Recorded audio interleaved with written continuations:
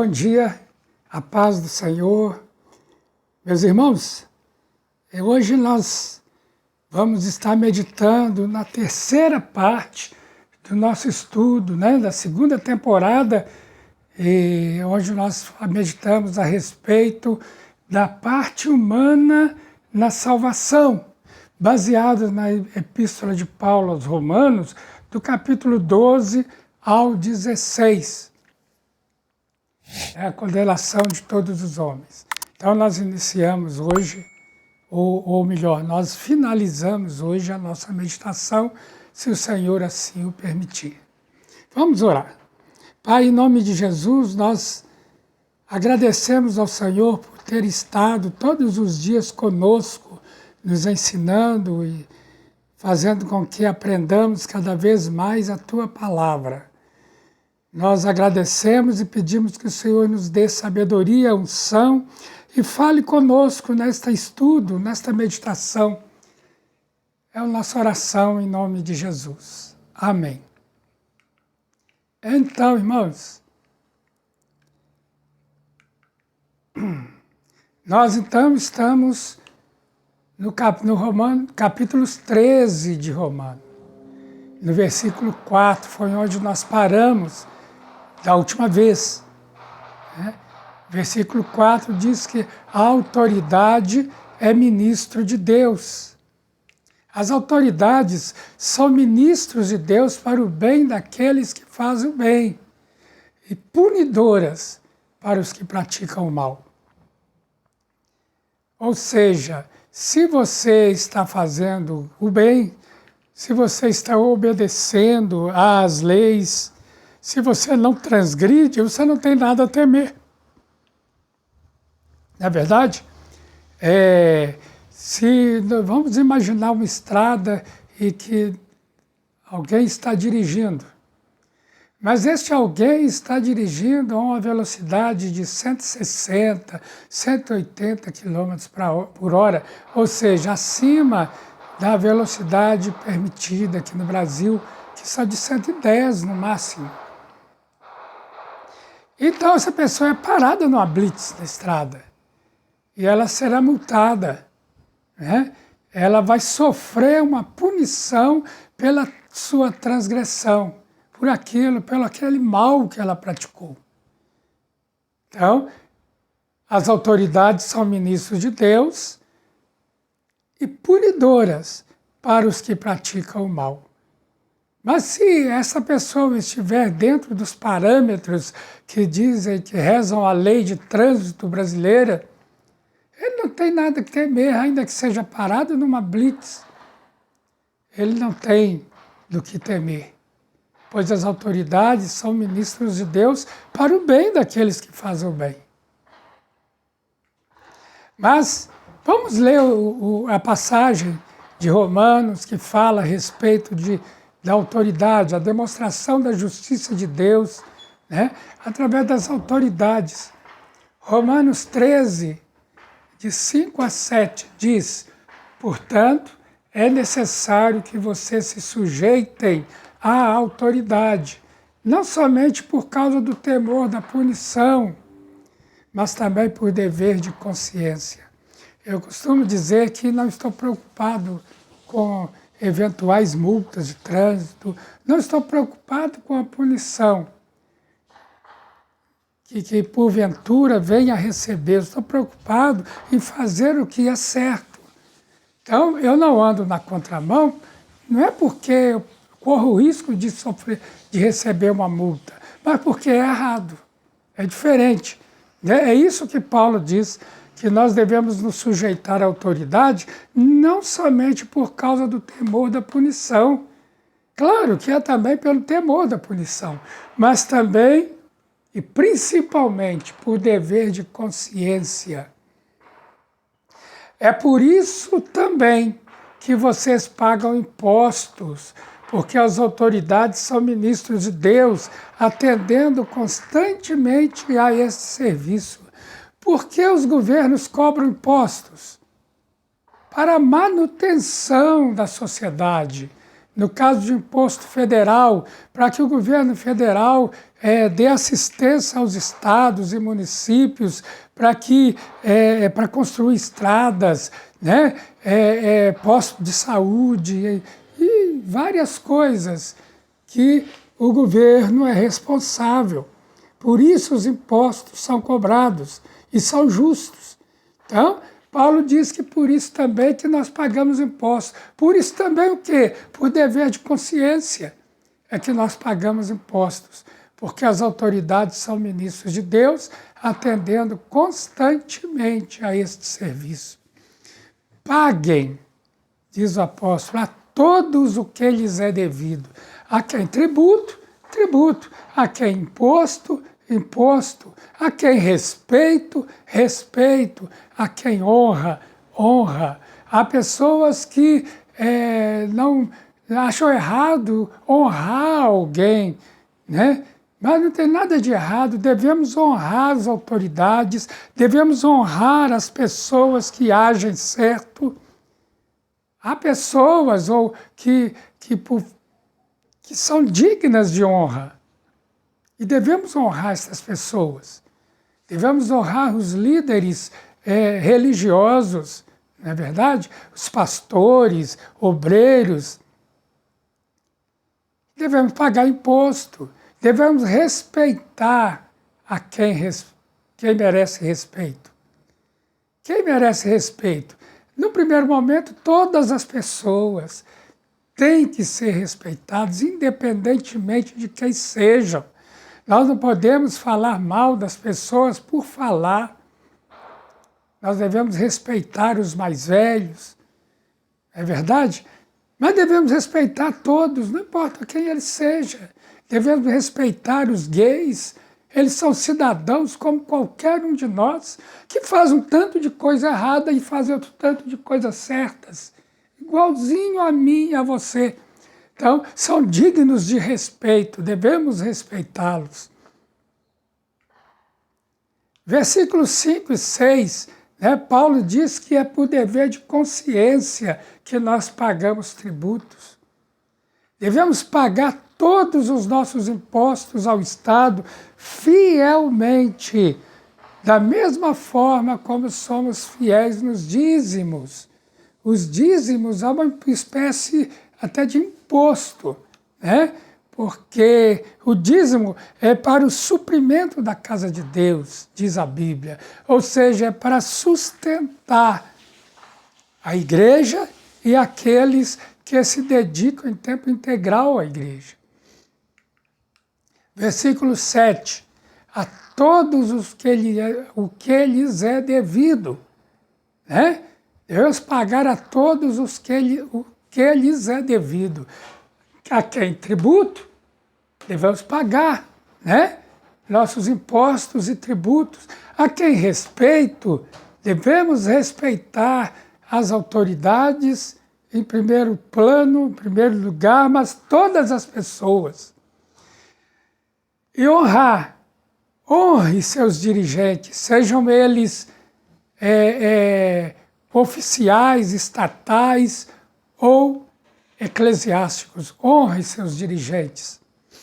Esses são os mandamentos que a Bíblia nos diz. Né? Faz parte da parte do homem na salvação. Um cristão, ou espera-se que um cristão honre essas coisas aqui. Pague seus impostos, respeite as autoridades e honre seus dirigentes. E por que isso, irmão? Porque a igreja e o Estado são obras de Deus.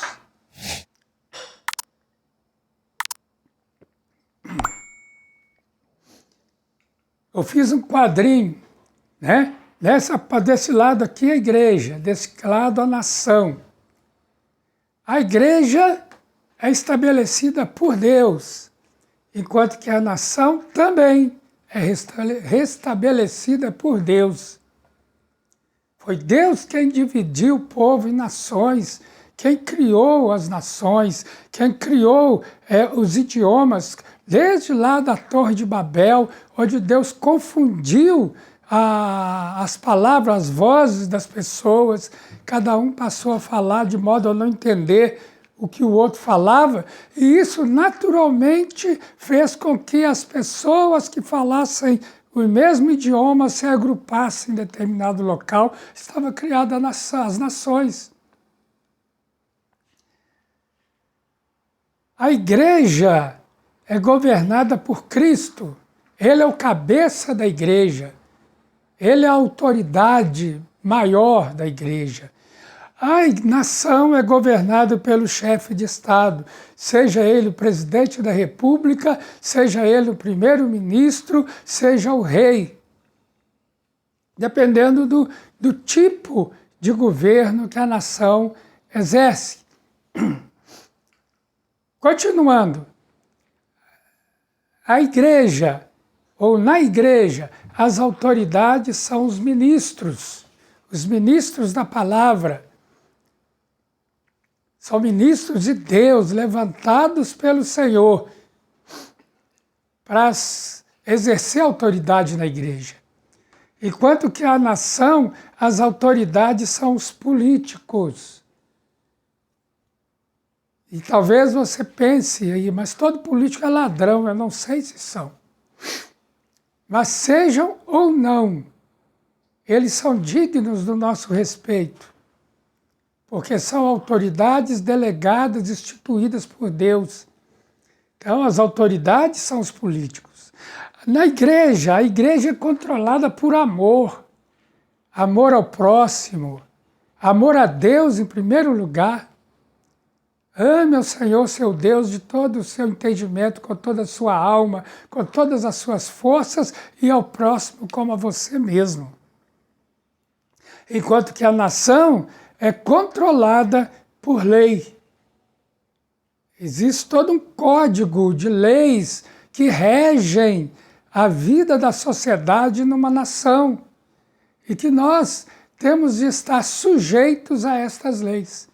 São umas dessas leis, falando o mesmo exemplo que eu dei agora mesmo, né? Uma dessas leis é a velocidade máxima na estrada. A nação é controlada por lei.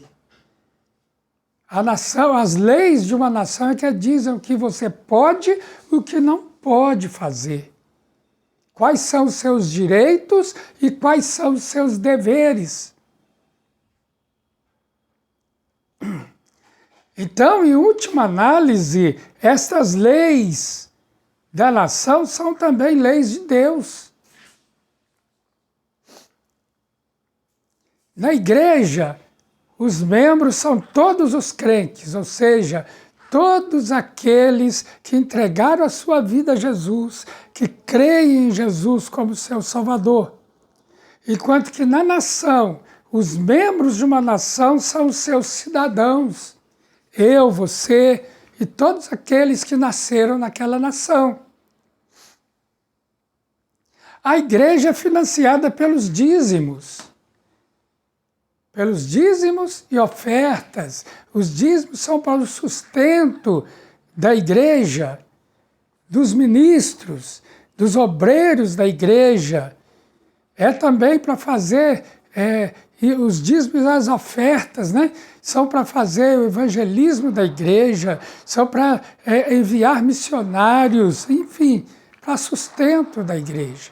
Não é para fazer ninguém rico. É para sustento da igreja e daqueles que prestam serviço em tempo integral à igreja. Enquanto que a nação é financiada pelos impostos. Por isso a nossa obrigação de pagar os impostos. Versículos 8 a 14. A nossa dívida à sociedade é o amor. Nós vemos hoje um tempo de tamanha violência, um tempo tão conturbado, né, de brigas políticas, em que as pessoas não poupam palavras pejorativas uns aos outros. Essa dívida só cresce porque Jesus diz para que nós devemos amar o nosso próximo como a nós mesmos, fazer para ele tudo o que nós desejamos que se fizesse por nós. A dívida, ou nossa dívida à sociedade, nossa dívida às outras pessoas, é o amor. No versículo 8, né, Paulo diz: a ninguém fiqueis devendo coisa alguma. E ele fala principalmente desse amor que deve unir os cristãos, né, desse respeito, da honra, tudo que ele falou anteriormente. É também não ficar devendo dinheiro, é também não fazer dívidas, mas é principalmente com relação ao próximo, né?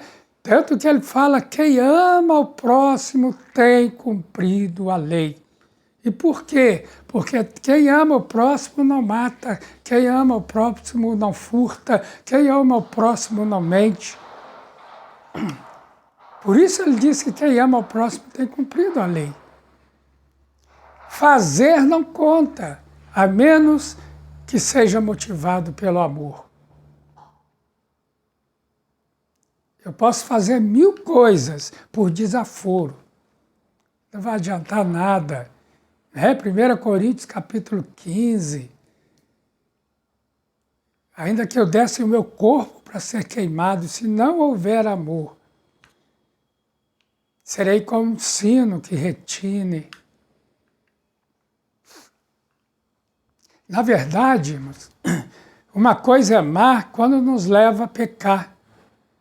Paulo já disse: eu posso fazer o que eu quiser, mas nem tudo me convém.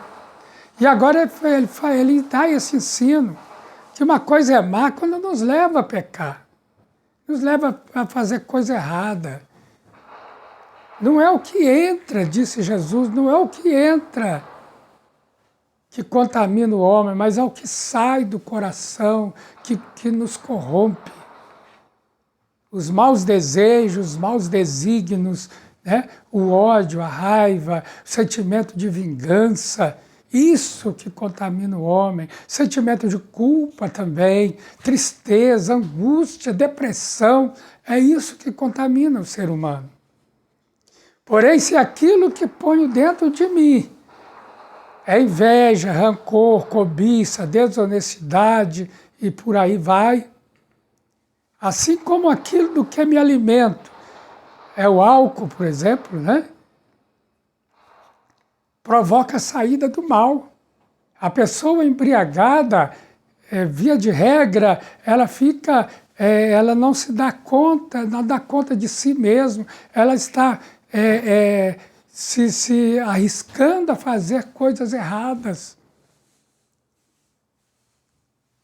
Então, se aquilo que eu me alimento também seja o álcool, e isso provoca a saída do mal, faz com que eu brigue com as pessoas, que eu não respeite as pessoas, eu estarei corrompido pelo álcool, ou pela desonestidade, a cobiça, o rancor, a inveja, e por aí afora.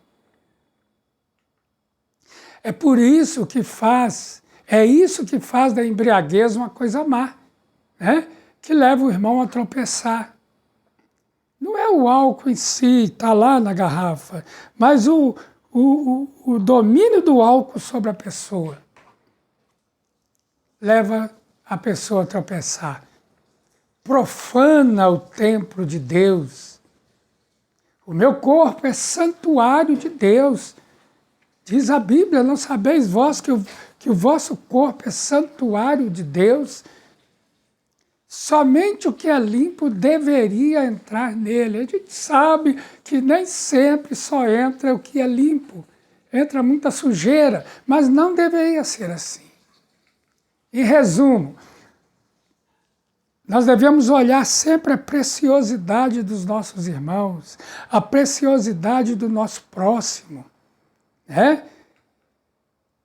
Capítulo 15, versículos 1 e 2 diz para não agradarmos a nós mesmos, ou seja, abra mão do seu direito, abra mão das suas coisas por causa do outro. Devemos procurar agradar ao próximo naquilo que é bom para a edificação, falando coisas que edificam.